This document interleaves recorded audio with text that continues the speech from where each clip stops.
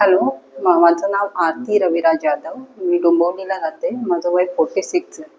मी madam बरोबर गेले 1 महिना डिस्कशन करते. डिस्कशनमध्ये मला सुरुवातीला त्यांनी योगा सांगितले, कुंडलिनी ॲक्टिव्ह करण्याच्या काही गोष्टी सांगितल्या. या माझ्यासाठी सगळ्या बेसिक होत्या. मला जेव्हा इनिशियलला सुरुवात केली तेव्हा चेंज म्हणून मी फक्त विचार केला की ही सुरुवात करूया म्हणून. मी माझ्या फॅमिली बरोबर बसून या सगळ्या गोष्टी सुरुवात केली.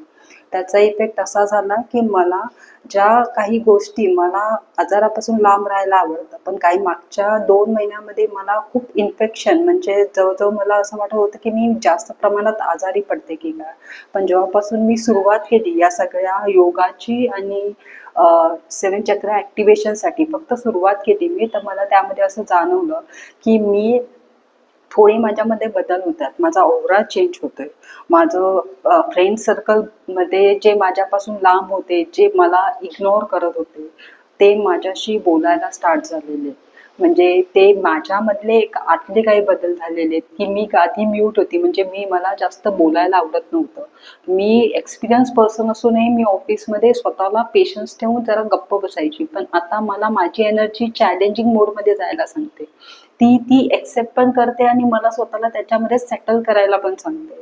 या सगळ्या गोष्टी माझ्या प्रोग्रेससाठी कुठेतरी इफेक्ट करतात.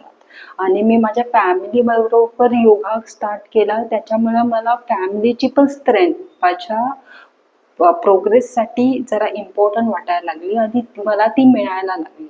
माझी ही सुरुवात आहे. अजूनही माझा हळूहळू प्रोग्रेस होते. आज मी फर्स्ट टाइम मॅडमच्या इकडे व्हिजिट दिली फॅमिली बरोबर.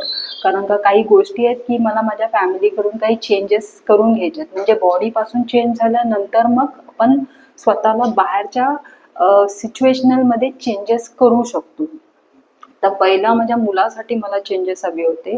तर त्याच्या बाबतीत पण मला असा अनुभव आला की त्याने पण स्वतःचे एक्सपिरियन्स असं सांगितलंय की तो आधी त्याच्या ग्रुप सर्कलमध्ये कनेक्टेड व्हायचा प्रयत्न करायचा. तो खूप एफर्ट्स लावून मित्रांमध्ये मिक्स व्हायचा प्रयत्न करायचा, पण त्याला ते लोक तेवढे इनरोल होऊ द्यायचे नाही. ते त्याला सगळ्यात बाबतीत त्याला लांब ठेवायचे. पण हे झाल्यानंतर त्याचा फ्रेंड सर्कल एक दिवस त्याच्या घरी आला. त्याच्याबरोबर त्यांनी काही घरामध्ये एन्जॉय केला. म्हणजे हे एवढ्या वर्षात झालं नव्हतं. आणि त्याला क्लासेसमध्ये पण तो एक्सपिरियन्स आला की थोडंसं वातावरण बदलते म्हणून. मिस्टरांच्या बाबतीतही मला थोडेफार बदल जाणवलेले आहेत. त्यांच्या वातावरणात, म्हणजे ते आमच्याबरोबर उठणं बसणं, एक बिहेवियरल चेंजेस मी त्यांच्यामध्ये ऑब्झर्व करते.